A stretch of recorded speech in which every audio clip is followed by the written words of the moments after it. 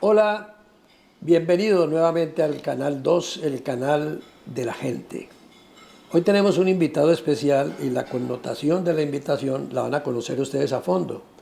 El doctor Pedro Pablo Perea, director del Instituto para Niños Ciegos y Sordos, está hoy con nosotros. ¿Y por qué es noticia? Comenzando este año el Instituto para Niños Ciegos y Sordos, porque hay nuevas proyecciones, hay noticias gratas, y esta es una de las razones por las cuales me he movido tantas veces para que las agencias de turismo, las agencias de viajes, consideren a la Cali invisible, que es la que hay que ver, irónicamente. Doctor Pedro Pablo Perea, bienvenido al Canal 2. Demetrio, muchas gracias por esta invitación a este programa que tiene una audiencia muy especial de región, de manera que estoy muy agradecido por de nuevamente compartir un espacio contigo. Doctor Perea, ¿cuál es la real situación? O sea, ¿cómo comenzamos el año en el Instituto para Niños Ciegos y Sordos? Bueno, una pregunta muy importante porque en estos momentos nosotros estamos validando situaciones, Demetrio, recuerdo, frente al tema de las dimensiones que trabaja la organización. Recordemos que estamos prácticamente en 3 dimensiones de desarrollo. Una dimensión en lo educativo, donde nuestros niños y niñas acabamos de sacar a inclusión social a 9 niños que entran a continuar un proceso de inclusión educativa. Esto es muy importante para la organización porque estos 9 niños entran prácticamente a la sociedad, a ser parte activa de esa sociedad y a continuar construyendo ese proyecto de vida. Ese cierre lo hicimos en el mes de diciembre y esta es la apuesta que hace la organización cuando estos niños salen de ella. Hemos llegado al punto de que no solamente es entregarlos a la sociedad, sino que el colegio al cual llegan lo preparamos al aula mater, preparamos al docente que no tiene ni idea de lo que es un manejo de un ábaco, que no tiene ni idea de lo que es un manejo del braille, aprende el braille aquí, aprende a manejar el ábaco aquí y se le entregan una serie de didácticas para que ese niño en clase con todo el resto de niños pueda ser incluido en ese aspecto de la educación, para que ese niño no se vaya a quedar con barreras que no le van a permitir a él desarrollar sus actividades. ¿Hay colegios o escuelas que son renuentes, que rechazan esto o están obligados a aceptarlo? Tenemos una ley que se llama Ley de Inclusión Educativa en el país. Como todo lo que hace nuestro país en leyes, si uno la lee, la ve cuasi perfecta. A esa ley es muy poco lo que le falta para la perfección. Pero cuando recuerden que sacar leyes no tiene que ser la esencia, si no tiene la aplicabilidad, si no tiene el desarrollo, si no tiene la cultura de quienes van a recibir la apropiación de esa ley. Entonces la ley, podemos decir que en este país está a un 20% desarrollada. El país, Colombia en términos generales, no es un país incluyente. Colombia en términos generales está validando el tema de que las personas en situación de discapacidad, en términos generales, llámese cognitiva, motora, sensorial, no tenemos en estos momentos infraestructura en el aula regular, en los colegios, en las universidades, para poder recibir esta población, Demetrio, de manera que el texto de ley está acá, pero el texto de la implementación, el desarrollo es otro texto. ¿Qué hace el instituto o qué hace la entidad para que esa inclusión se dé sin más atenuantes, sin rechazos? Porque usted me habla de 9 niños que han sido aceptados y eso ya es una gran noticia. Pero entiendo que anteriormente había entidades educativas, no sé si renuentes, pero sí le esgrimían argumentos, dificultades, y el hecho era de que no recibían. De verdad que es lamentable que hoy en día rectores de colegios estén negando la oportunidad. Pero la ley los obliga. La ley los obliga, pero aún así se niegan. Entonces, la manera de romper esta barrera ha sido comenzar a desarrollar proyectos y programas donde esta población educativa, donde esta población de formadores tengan ese constructo, esa claridad de que no pueden ser factor generador de barreras en estos procesos de atención. Entonces nosotros podemos decir que el instituto está dando ese paso adicional.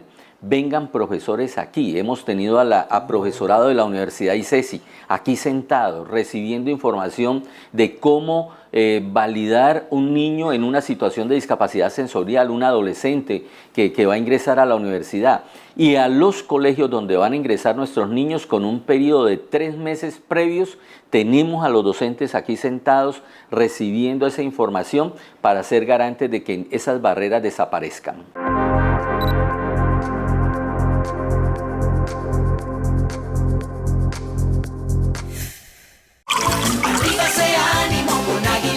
Tomémonos un tinto, seamos amigos. Café Águila Roja, calidad certificada.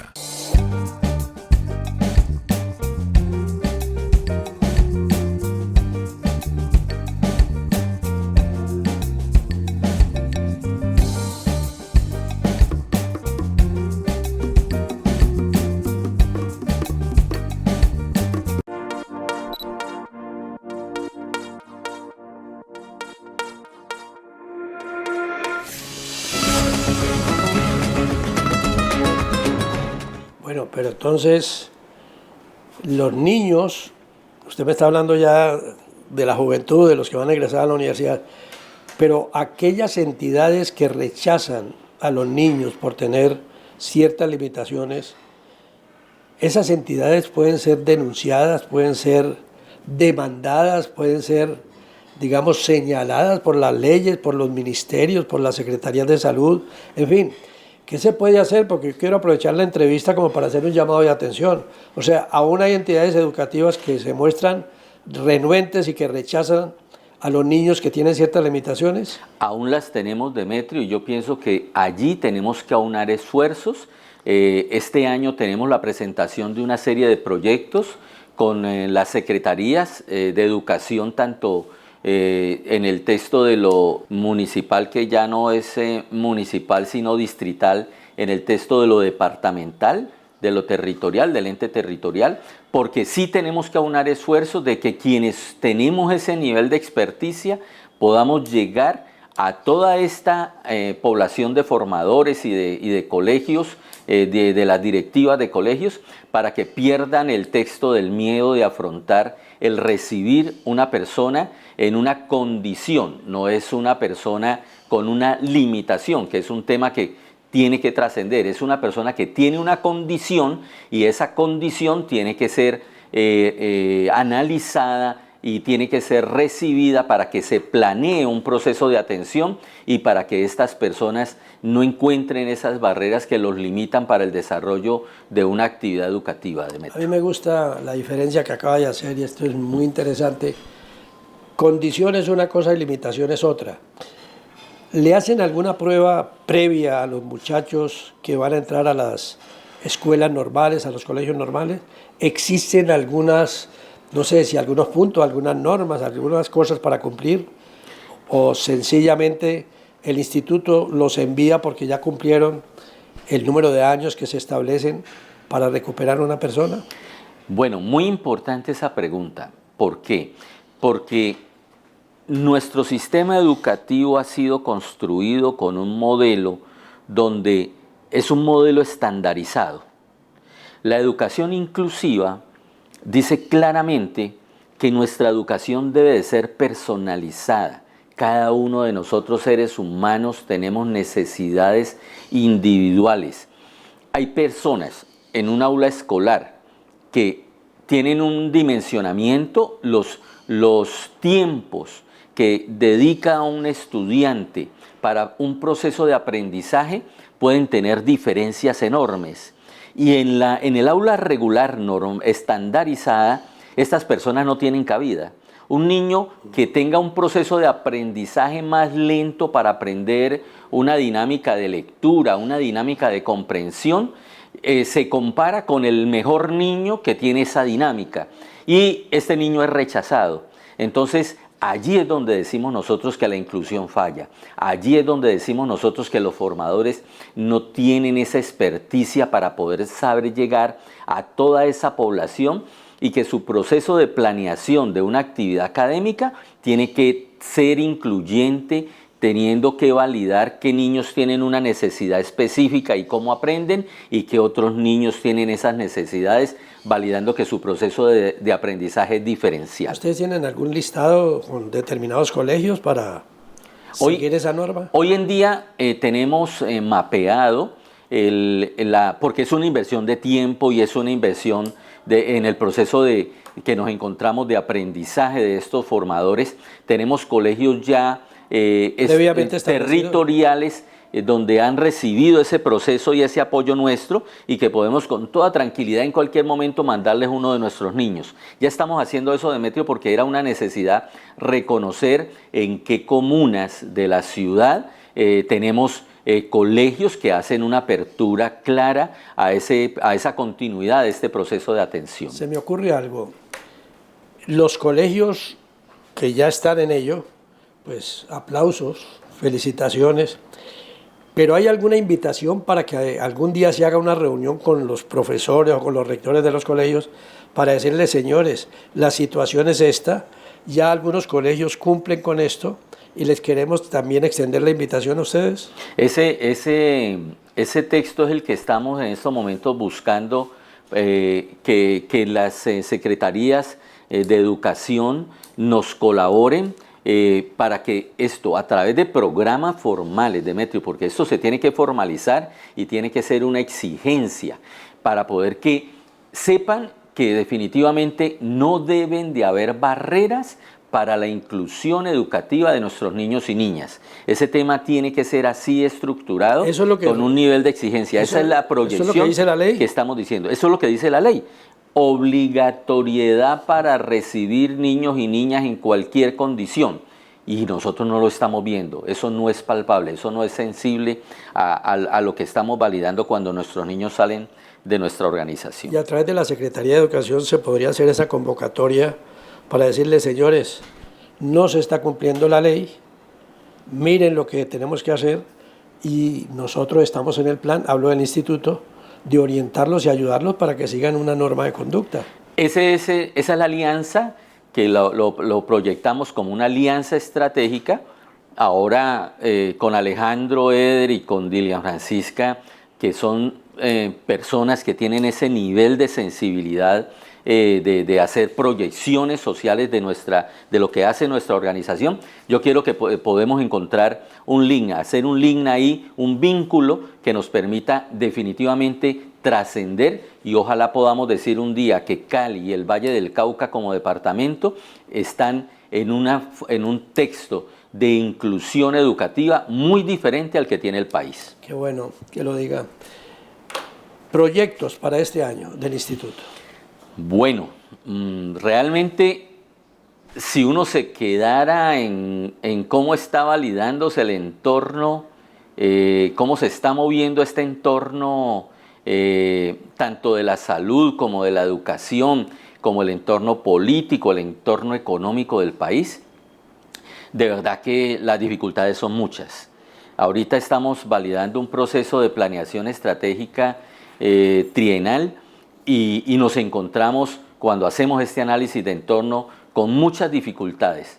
Pero la orientación que tiene y el liderazgo que tienen todos los profesionales que trabajan con la dirección, pienso que tenemos que trascender, Demetrio. Y el trascender implica que esas dificultades tienen que ser oportunidades para la organización. Le voy a dar un ejemplo muy concreto. Hablamos de la ley de salud, quiero que la comunidad entienda que nos afecta directamente cualquier dificultad en el entorno de salud, porque nuestra clínica visual auditiva le genera el 75% de los recursos a los programas de rehabilitación y habilitación, es decir, que cualquier dificultad que tenga, la razón de ser de nuestra organización, que es el servicio de nuestra clínica, porque cada vez que ustedes utilicen los servicios de la clínica, están apoyando los programas de la organización en rehabilitación. Entonces, esas dificultades tenemos que buscar superarlas. Entonces, la ley, por decirles algo habla del texto de cómo fortalecer la promoción y prevención en salud. Entonces, nosotros lo vemos como una oportunidad, porque hablar de promoción y prevención en salud visual auditiva tiene una dinámica enorme y tenemos una experiencia de años haciendo promoción y prevención en salud visual y auditiva. El mejor ejemplo que les coloco es un programa pequeño que nace en la organización que se llama Programa de Retinopatía de la Prematurez. Ha permitido que más de 1.200 niños en el país no queden ciegos. Eso tiene un impacto supremamente grande y es una actividad de prevención de Demetrio. El mundo de la ceguera, diferente un poquito del de la sordera, se mueve con que más del 80% de las causas de ceguera son prevenibles. Entonces, la dimensión que tienen que tomar los proyectos y los programas en función de la prevención de la salud visual tiene que ser muy fuerte. Y el país en estos momentos está generando espacio para que hagamos muchas actividades de promoción y prevención. Entonces, basado en ese texto, ¿qué ha hecho la organización? Primero, trascender del intramuralismo al extramuralismo. ¿Qué quiere decir esto? Que de tener los niños aquí en un proceso de rehabilitación y habilitación, estamos validando que afuera, y le doy un ejemplo de cifras, en el Valle del Cauca hay aproximadamente 1.700 niños en situación de ceguera y hay más de 550 niños en situación de sordera. Nosotros estamos viendo aproximadamente un 15% de esa población.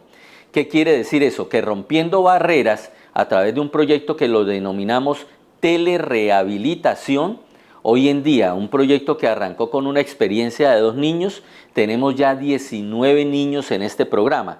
Niños que no están en el instituto, niños que reciben el mismo proceso de atención que tienen los niños aquí con nosotros en el intramuralismo, lo estamos llevando a la telesalud. Acabamos de tener una experiencia ahorita en diciembre, nos visitaron más del 80% de estos niños. Tuvieras la felicidad de los papás, cómo estos niños se integran rápidamente con nuestros niños y niñas y validando que es un proceso de aprendizaje y un proceso de rehabilitación efectiva. Es decir, nosotros no estamos diciendo que hayan grandes diferencias entre tener el niño aquí y generar esa rehabilitación a distancia. Primer proyecto que tenemos que continuar fortaleciendo, la telerehabilitación. El segundo elemento al cual estamos apostando, basado con la argumentación que le daba ahora de promoción y prevención, el instituto este año va a comenzar a hacer despliegue a través de una dinámica de visitas al área rural, a través de un medio de transporte que lo tenemos ya definido, y de la telesalud, llegar a espacios donde normalmente no estamos llegando. Entonces, el litoral pacífico, Buenaventura, el Valle del Cauca en la parte rural, va a llegar a recibir un proceso de atención fortaleciendo los programas de promoción y prevención de salud. Porque lo que más le duele al administrador de salud Demetrio es que, como le llamamos un texto técnico, demanda inducida. La demanda inducida cuesta, la demanda inducida es voy en la búsqueda de las personas que tienen ese nivel de morbilidad. Eso cuesta, ese despliegue. ¿Cómo saben ustedes cuáles son las personas que tienen? Vamos a buscar poblaciones, por decirte años. Yo llego a una región y digo, voy a revisar la parte auditiva y visual de todos los niños menores de 2 años. Entonces llego a ese sitio, me llevan todos los niños menores de 2 años y hago un screening. De ese screening hago un diagnóstico y de ese diagnóstico hago una intervención. Ese es el tema como lo estamos proyectando. Entonces, es ir a validar, porque aún así, hoy en día, lamentable y tristemente, los sistemas de información para hacer diagnósticos efectivos en nuestro país siguen siendo manejados con indicadores latinoamericanos de la OMS, de la OPS. Hoy en día nosotros no tenemos una estructura sólida que nos permita hacer inferencias de cómo intervenir población con unos indicadores propios, y eso es lamentable. Esas son apuestas que también estamos haciendo nosotros. Cuando vamos a hacer estos barridos, por lo menos tener inferencias de cuáles son las tasas, de cuál es la incidencia de esta morbilidad, para que a través del tema de intervención podamos lograr de una manera efectiva sacar adelante esta población con estas dificultades de salud específicas. Esos son los proyectos. Esos son los proyectos que en estos momentos la organización está atendiendo, con uno muy, muy especial, y es que si logramos un terreno que estamos trabajando en Buenaventura para hacer un proyecto de promoción y prevención, por primera vez en la historia del instituto tendremos un equipo interdisciplinario atendiendo la promoción y prevención en salud de una población de Metrio. Ese es un tema al cual estamos trabajando muy fuertemente. ¿Por qué no aprovechamos el programa para que cualquier televidente, si está, digamos, en situaciones similares, porque mucha gente se cuida, mucha gente actúa al revés, trata de ocultar el problema, resulta que entre más rápido, entre más pequeño sea la criatura, los recién nacidos, es mucho más fácil con los niños que acuden a tiempo en edad temprana para cualquier procedimiento. Clave esa pregunta, Demetrio, y nuestra experiencia así lo dice. La intervención temprana de los niños en situación de discapacidad, llámese cognitiva, llámese motora, llámese sensorial, tiene una respuesta muy diferente si nos llega tardíamente. ¿Tardíamente es a partir de...? Tardíamente para un niño auditivo es que esa mamita que ve que el niño no le escucha, que ve que el niño no le llama la atención, que el médico le dice, en la familia hay alguien así, y la mamá le dice, sí, hay un tío que a los 4 años empezó a hablar. No creamos esos cuentos, por Dios. Hoy en día existe la tecnología para hacer diagnósticos en recién nacidos de trastornos auditivos, y esa tecnología la tiene esta organización.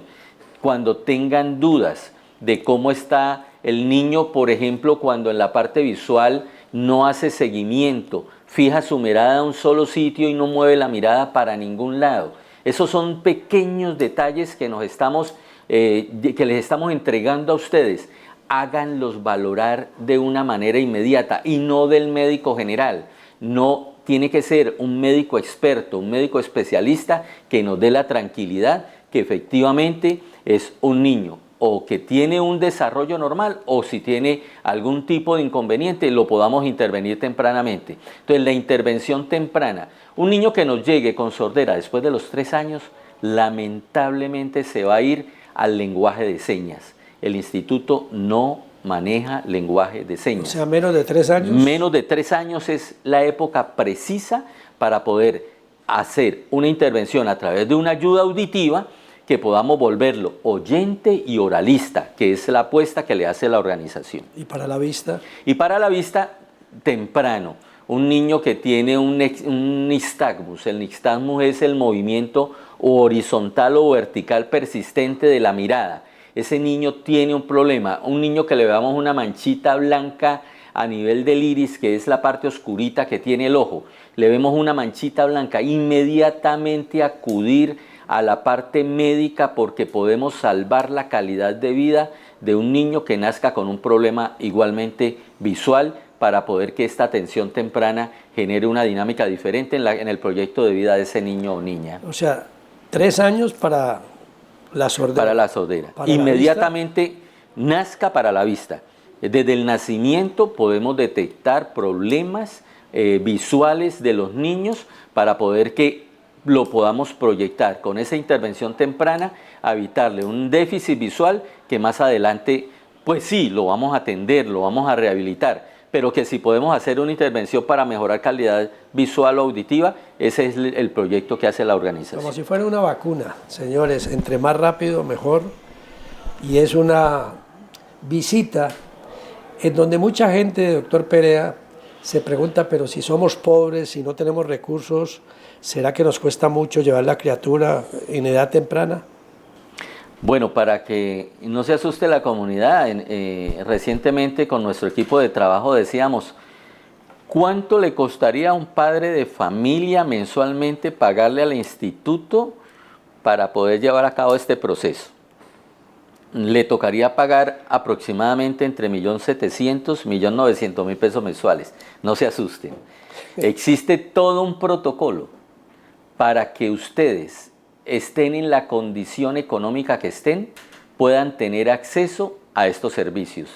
Para eso la organización hace esfuerzos, para eso tiene una clínica, para eso tiene la consecución de unos recursos que nos generan como el Plan Padrinos, recursos adicionales como nuestro programa de fundraising de consecución de recursos. La organización hace esfuerzos para que ustedes puedan acceder con cualquier situación económica a esta organización. No es una barrera.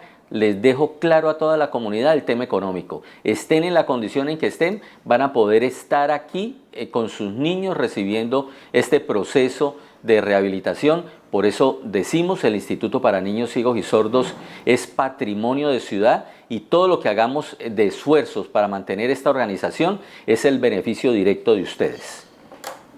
Pues caramba, qué grata noticia. Yo diría que mejor no se puede estar.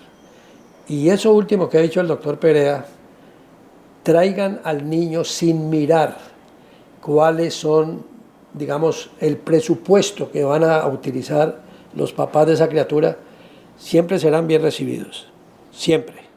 No importa que piensen en que es muy caro, en que esa clínica X, Y o Z. La verdad es que da gusto, de verdad, estar en una institución de estas, porque lo he sostenido muchísimas veces. Vengan y conozcan esta institución a ver qué sienten. Para mí, después de estar acá, es otra vida. Muchas gracias, doctor Perea. Solo le deseo suerte y le reitero nuestra siempre oportuna colaboración para todo lo que usted requiera.